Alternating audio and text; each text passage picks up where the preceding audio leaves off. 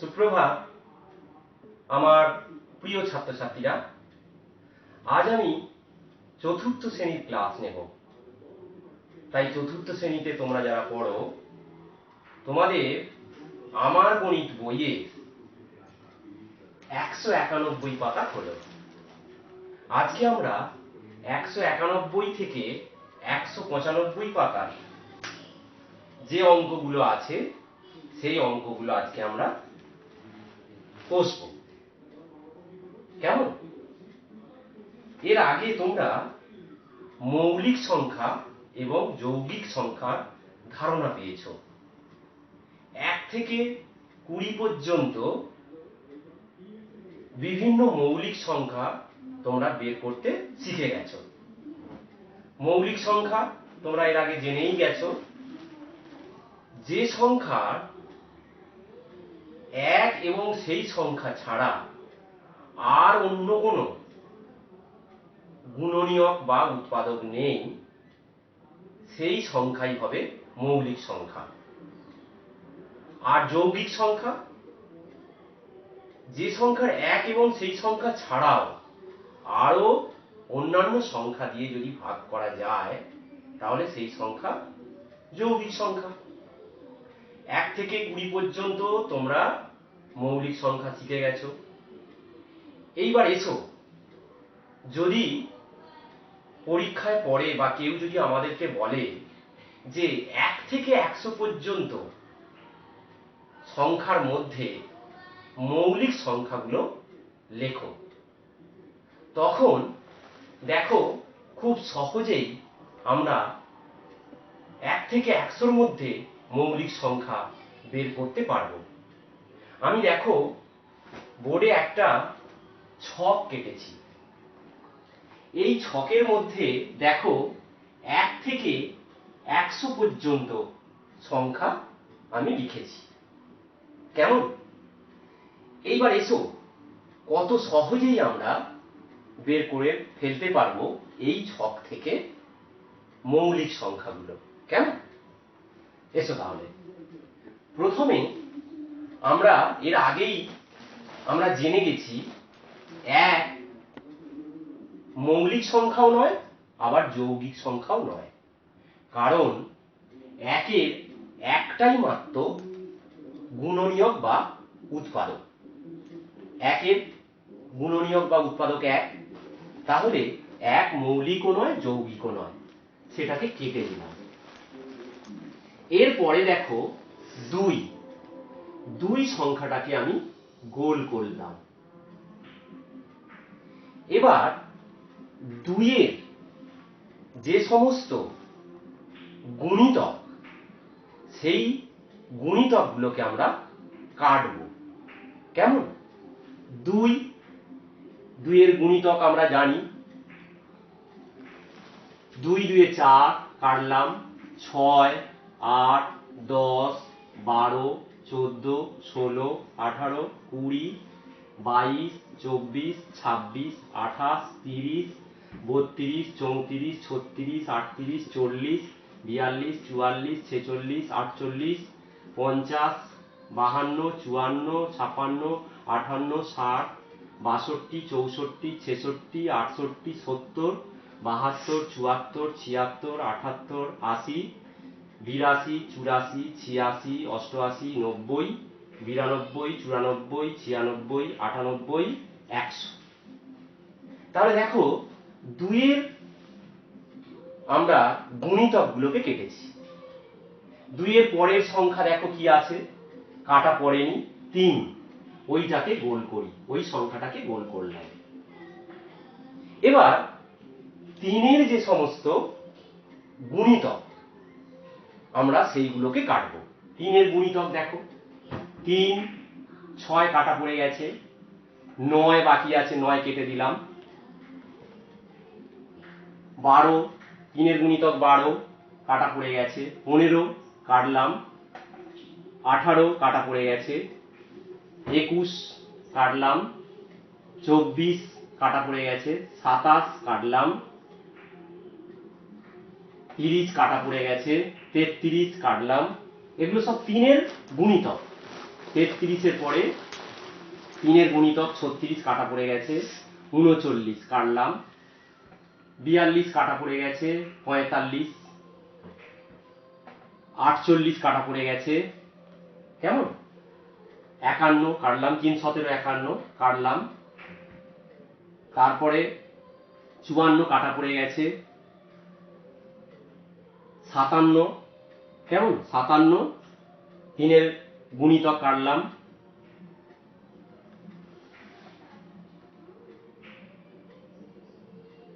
63 কেটে দিলাম,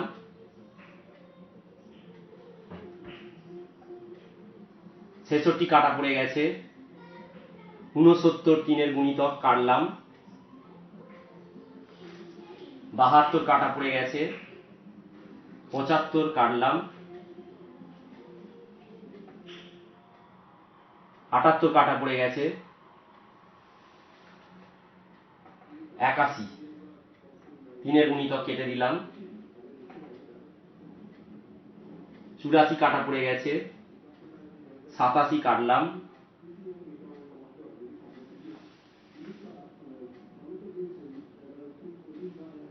93 কেটে দিলাম, 3-এর গুণিতক, 96 কাটা পড়ে গেছে, 99 কাটলাম, কেমন। এরপরে 4 কাটা পড়ে গেছে, 5 দেখো কাটা পড়েনি, গোল করলাম, পরের গোল করলাম। এবার 5-এর গুণিতক গুলো আমরা কাটবো, কেমন। পরপর তোমরা তো জানো গুণিতক, 5, তারপরে 10, 15, 20, 25 কাটলাম, 30, 35, 40, 45, 50, 55, 60, 65, 70, 75, 80, 85, 90, 95, 100, কেমন। এবার পরের দেখো 7, 7-এর গুণিতক গুলো কাটতে হবে একইভাবে, 7 1 7, 7 2 14, 7 3 21, 7 4 28, 7 5 35, 7 6 42, 7 7 49 কাটবো, 7 8 56, 7 9 63, 7 10 70, 7 11 77, 7 12 84, 7 13 91,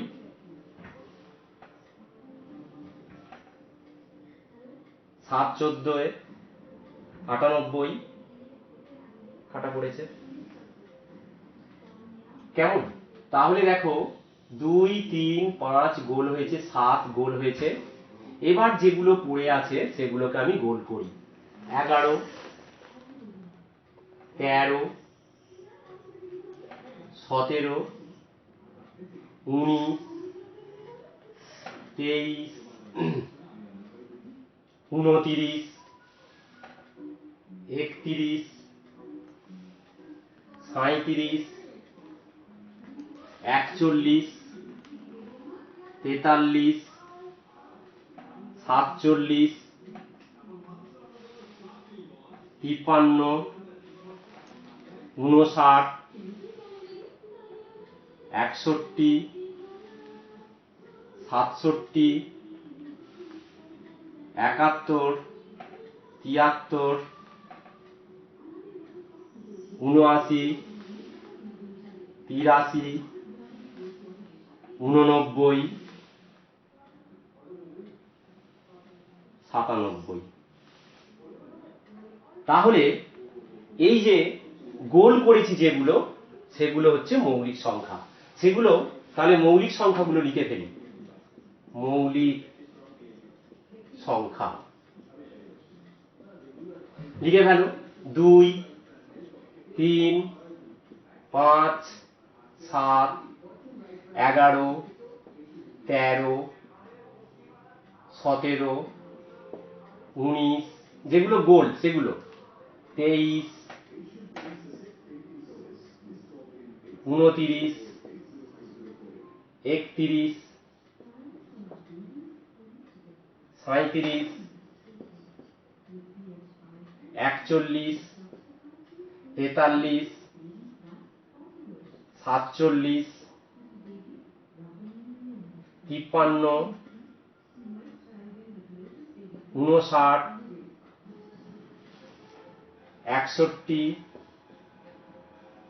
67 71 73 79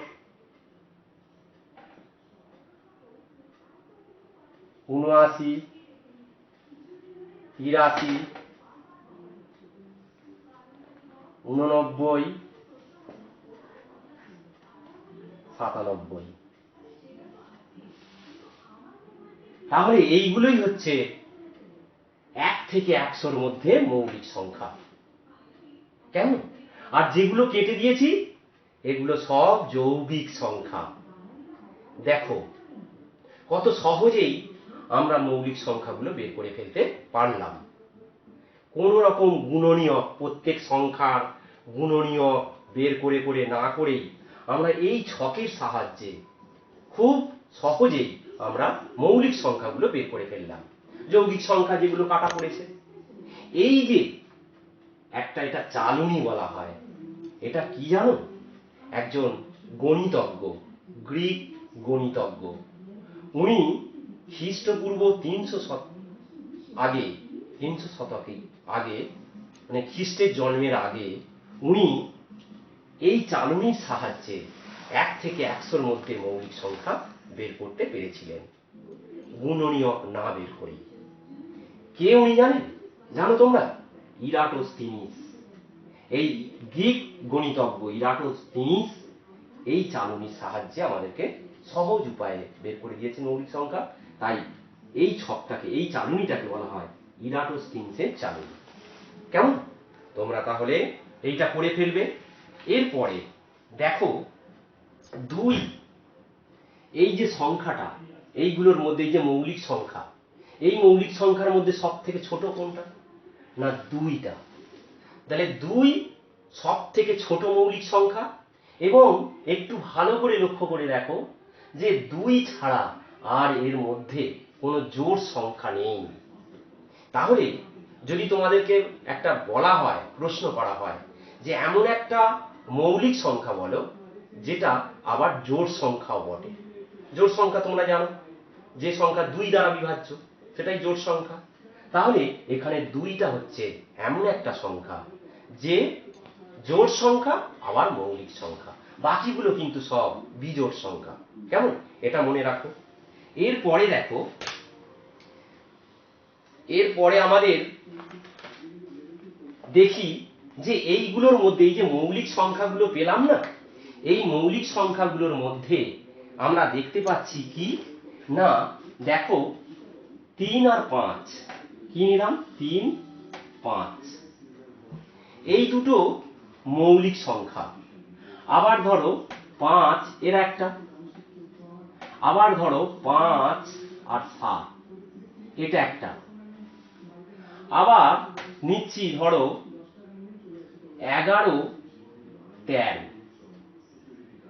11 আর 13, এইগুলোর একটা বিশেষত্ব দেখতে পাচ্ছি যে এরা মৌলিক সংখ্যা।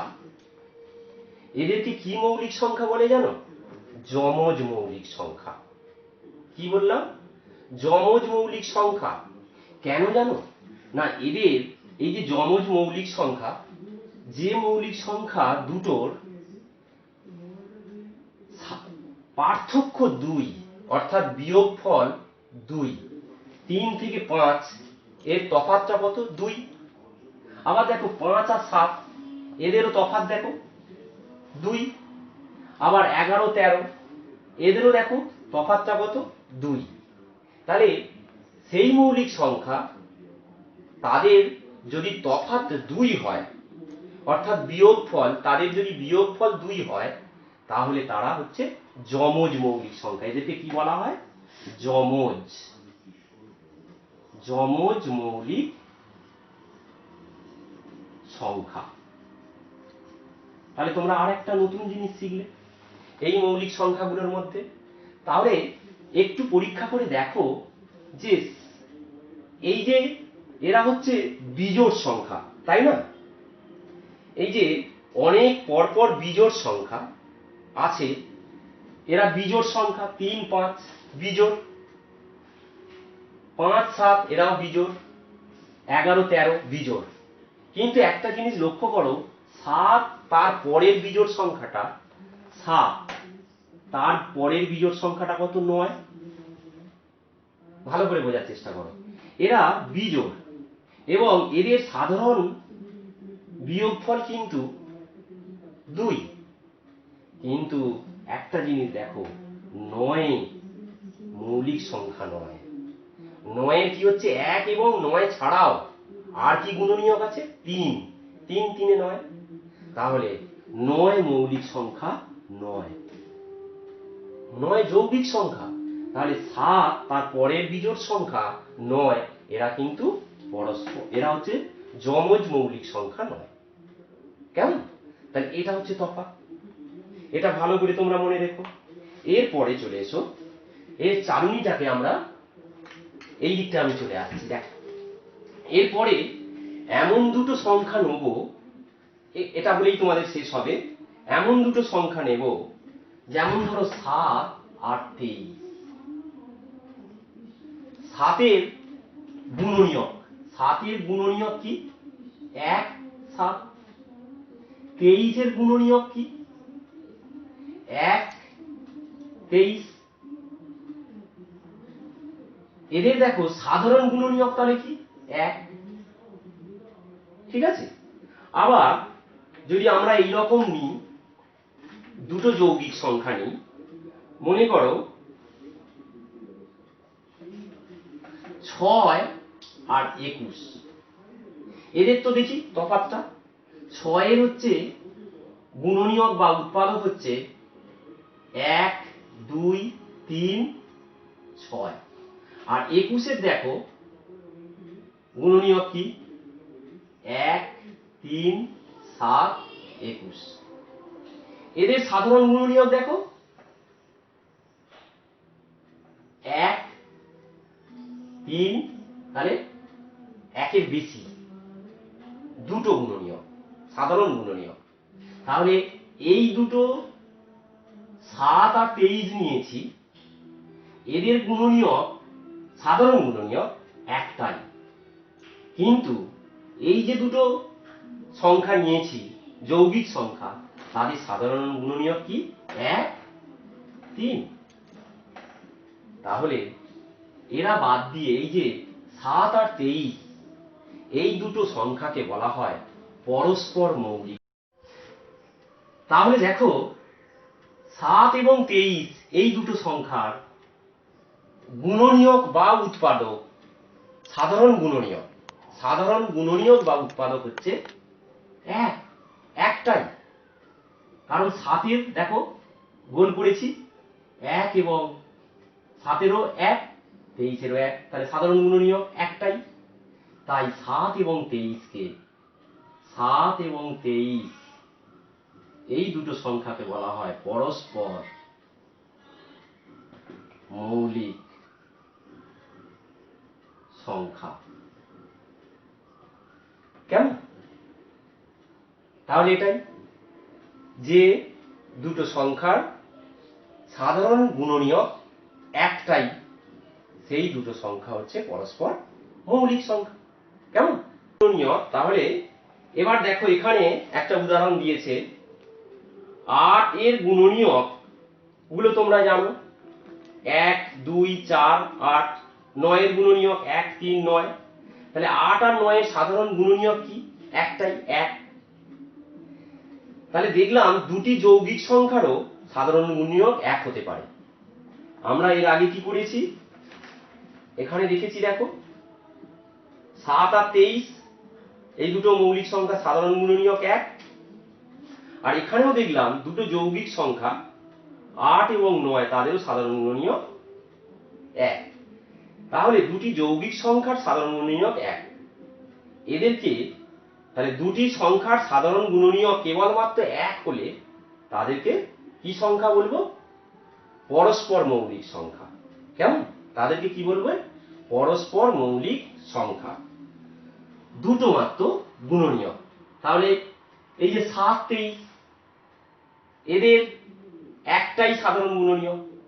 আবার আমরা 8 আর 9 এই দুটো সংখ্যারও সাধারণ গুণনীয়ক একটাই, সেটা কি 1। তাহলে এরা 8 এবং 9 এরা হচ্ছে পরস্পর